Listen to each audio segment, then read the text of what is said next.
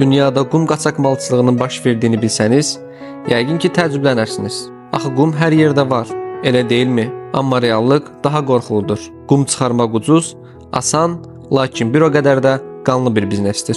Bugün qum uğrunda cinayətkar dəstələr vuruşur. İnsanlar qətlə yetirilir. Bəs necə olur ki, adi bir qum dənəsi bu qədər böyük bir tələbata və zorakılığa səbəb olur? Bəs sual yaranır.